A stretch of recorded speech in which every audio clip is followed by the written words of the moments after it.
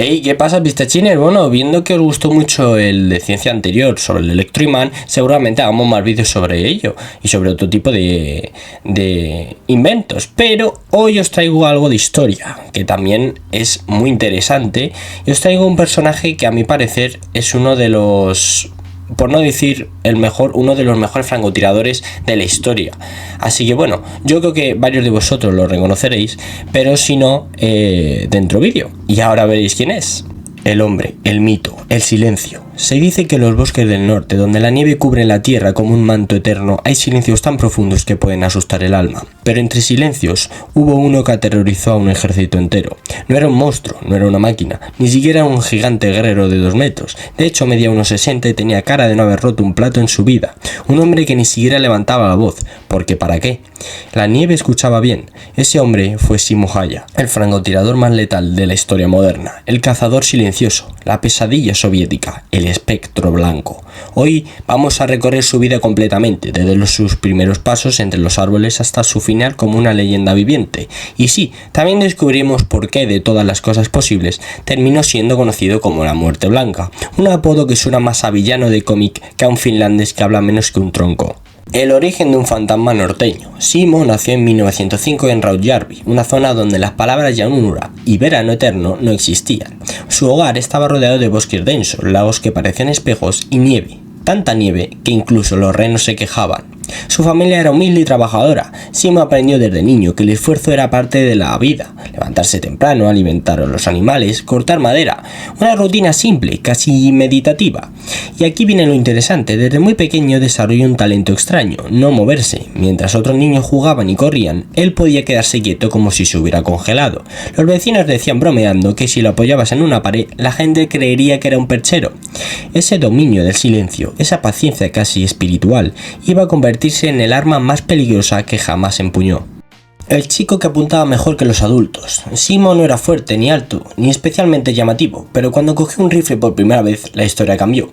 A los 12 años podía acertar blancos que otros adultos ni siquiera veían. Había aprendido a compensar viento, frío, distancia y respiración sin que nadie se lo enseñara. La naturaleza era su maestra, y cuando no estaba cazando, estaba entrenando. Practicaba disparar sin parpadear, sin respirar, sin temblar. Para algunos, esa disciplina era exagerada, para él, era simplemente pasar el tiempo. En 1939, Finlandia era una nación joven y pequeña. La Unión Soviética de Stalin quería territorio para proteger Leningrado. Finlandia se negó, y así empezó la guerra de invierno. Los soviéticos pensaban que todo lo terminaría en pocos días, pero no contaban con la moral finlandesa, ni con los esquiadores rápidos, ni con el frío mortal, ni por supuesto con un pequeño francotirador que estaba por entrar en escena. Simo se alistó voluntariamente, le dieron un rifle M2830 sin mira telescópica. ¿Por qué sin mira? Porque Simo no quería que un reflejo del sol revelara su posición, y porque preferiría usar sus propios ojos, o como él dijo una vez, con la mira me pongo nervioso. Desde el principio se integró perfectamente en los bosques, era pequeño, ágil y silencioso, y conocía la nieve como quien conoce su propia casa. Los compañeros decían que Simo podía desaparecer en la nieve simplemente agachándose, era como un Pokémon de camuflaje pero más frío. Simo llegó al frente y en cuestión de días los soviéticos empezaron a caer. Un disparo silencioso, otro disparo, niebla de nieve, otro y otro. Los rusos no sabían qué pasaba, no veían nada, no escuchaban nada, solo veían soldados caer de manera inexplicable. Y empezaron los rumores. Hay un demonio blanco en los bosques, un fantasma que dispara sin ser visto, una sombra que respira hielo y claro, con el tiempo nació el apodo, la Muerte Blanca. Al principio Simo se enteró de aquel nombre y respondió con una expresión que podría traducirse como OK. Los soviéticos furiosos enviaron francotiradores de élite para eliminarlo, pero cada uno que intentó buscarlo terminó encontrándose con un disparo suyo. Intentaron artillería, intentaron emboscadas, intentaron grupos especiales, nada funcionaba. Un oficial soviético escribió: "No sabemos cómo, pero él siempre nos ve primero". Otro soldado dijo: "Intenté seguir sus huellas y desaparecían, como si flotara". Spoiler, no flotaba, simplemente arrastraba su cuerpo sobre la nieve con técnica de cazador profesional y también sabía pisar nieve de forma que no crujiera, talento útil cuando la temperatura baja a menos 40 grados. Hay un día famoso, el día en que Simo eliminó a 25 enemigos en 24 horas, no con una ametralladora, no con un dron, no con tecnología moderna, con un rifle de cerrojo y sin mira. Ese día sus compañeros lo miraban con una mezcla entre admiración y un poco de miedo. Un soldado finlandés dijo: "Yo no sé si Simo es humano", a lo que otro respondió: "Sí es humano, pero la nieve trabaja para él".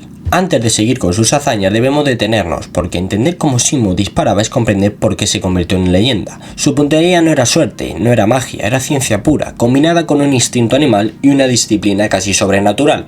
Aquí están sus técnicas, las verdaderas, confirmadas históricamente. El camuflaje. Simo se convertiría literalmente en un pedazo del paisaje, no figuradamente, literalmente. Se vestía completamente de blanco, usaba un capote que tapaba su silueta y rompía su contorno. Y luego comenzaba la parte loca. Construía su propio nido de disparo. Se tumbaba en la nieve, pero antes compactaba la nieve con el cuerpo para evitar que al disparar el retroceso levantara copos visibles. Los soviéticos podían ver una nube de nieve dispararse tras un tiro, pero en el caso de Simo, nada.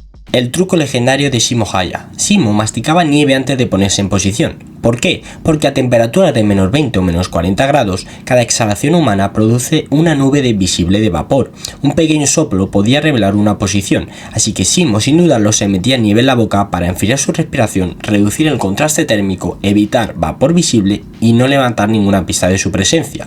Otros soldados lo veían y pensaban, Simo, ¿por qué comer nieve? Y él respondía, tengo sed. Mentira, era puro cálculo mortal. Mientras otros francotiradores usaban miras para mejorar precisión, Simo lo rechazó totalmente. ¿Por qué? Porque la mira podía reflejar el sol, empañarse con el frío, entorpecer la visión periférica y elevar demasiado la cabeza exponiéndola. Simo preferiría un alza de hierro, nada más. Eso significaba que calculaba distancia y trayectoria a ojo, sin instrumentos, sin láser, sin nada moderno, solo experiencia y talento casi inquietante. Simo podía controlar su respiración con una calma antinatural. El proceso era así: inspiraba profundamente, exhalaba hasta vaciar el pecho, esperaba un poco más, y justo en el microsegundo donde el cuerpo está inmóvil, disparaba.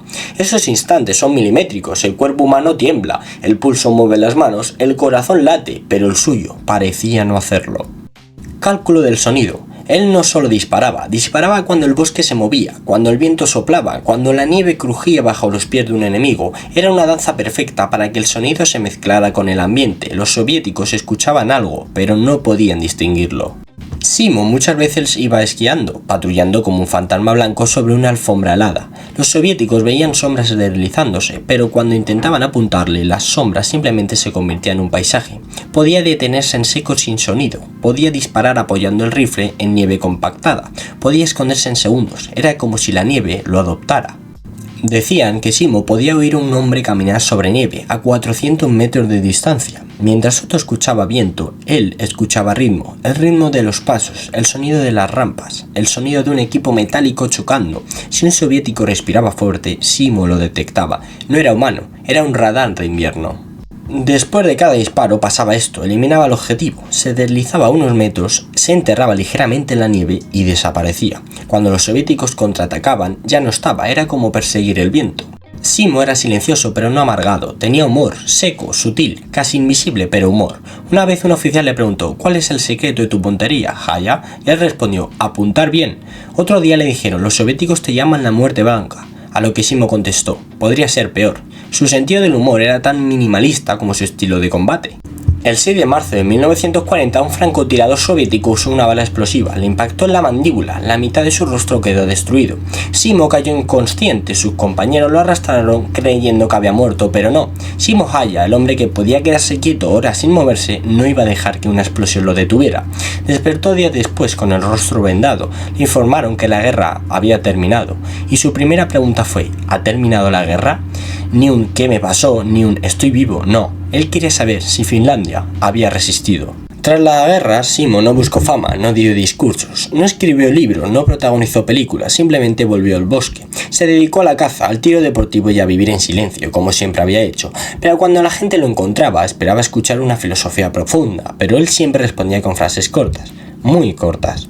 Le preguntaron cómo se convirtió en el mejor francotirador de la historia, y él respondió que a base de práctica. Y le preguntaron, ¿tienes remordimientos? Y dijo, no. Honesto, frío, finlandés. En Rautjärvi, Finlandia, hay un museo que se centra en la batalla de Koala, que es la batalla soviético-finlandesa, y a la figura del francotirador finlandés Simo Häyhä. Por si en algún momento queréis visitar Finlandia, allí hay un museo dedicado a su figura y a su historia, por si os interesa.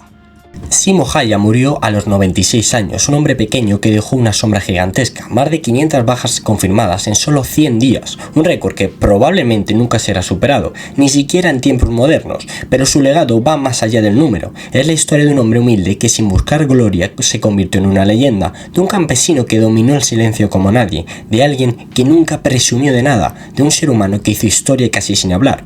La muerte blanca no fue un monstruo, fue un hombre tranquilo, silencioso, preciso, un niño del bosque que siguió siendo un niño y que supo convertirse en sombra cuando su país lo necesitó. Hoy, cuando el viento sopla entre los árboles de Karelia, dicen que si escuchas con atención puedes sentir una presencia. No es miedo, no es amenaza, es un homenaje, un susurro blanco entre los copos de nieve, el eco eterno de Simo Haya, la muerte blanca.